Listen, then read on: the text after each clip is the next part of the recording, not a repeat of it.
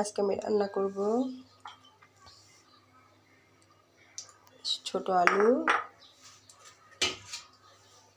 বেগুন আর এই মাছ দিয়ে আমি ঝোল করব। তো আমি মাছ যেটাতে ভাজি করছি আর সেটাতে বসাই দিয়েছি। এখন আমি এখানে পেঁয়াজ, রসুন, জিরা বাটা একসাথে দিয়ে দিচ্ছি।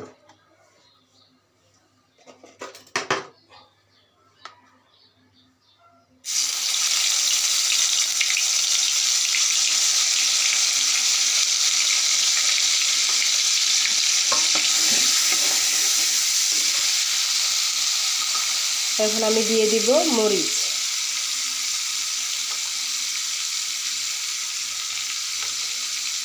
দেখুন আমার মরিচটা কি টকটকা লাল। আমি ব্লেন্ডার করে নিয়েছি। আমি ইদানিং এই মরিচটা আমার খুবই ভালো লাগে, তাই আমি ব্লেন্ডার করে রেখে দিই 2 দিন 3 দিনের জন্য, বেশি না। ঝাল আছে কিন্তু মরিচটা যেমন লাল তেমন ঝাল। এটাকে আমি ভালো করে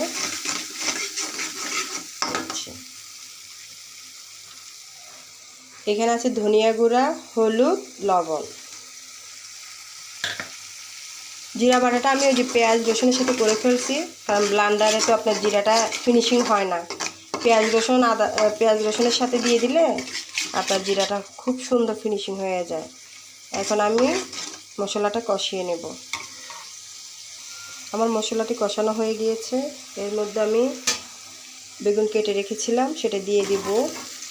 তার সাথে আমার সিদ্ধ করা আলুটাও দিয়ে দিব, কারণ আলুর ভিতরে লবণ মরিচ না ঢুকলে ভালো লাগবে না, তাই আমি এটা একসাথে দিয়ে দিচ্ছি। এখন আমি এগুলো ভালো করে কষিয়ে নেব।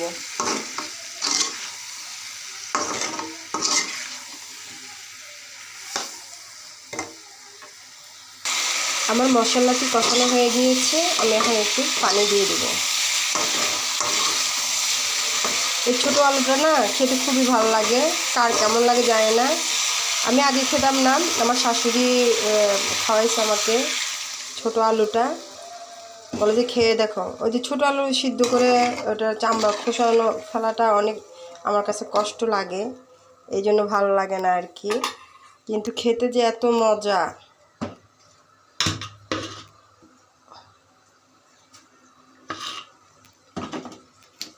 এখন এর মধ্যে এগুলো দিয়ে দিব মাছগুলো, তাহলে সব কিছু ঢুকবে, লবণ মরিচ কন্টিনিউ।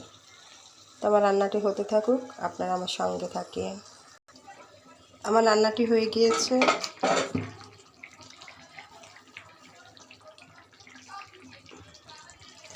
এর উপরে আমি ধনেপাতা দিয়ে দিব।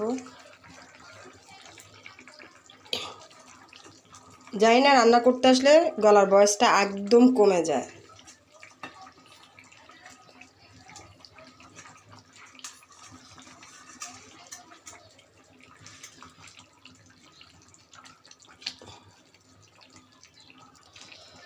কারণ এখন নামিয়ে ফেলবো, আলু আছে তো ঝোলটা শুকিয়ে যাবে।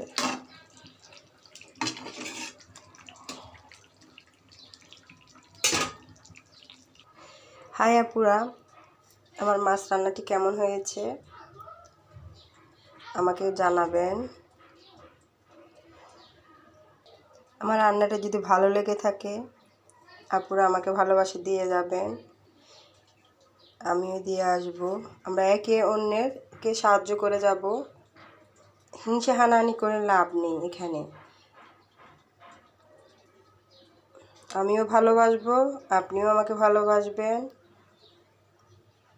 ফেসবুক লাভাররাও আপনাকে ভালোবাসবে। আমরা সবাই ইনশাল্লাহ এগিয়ে যাব।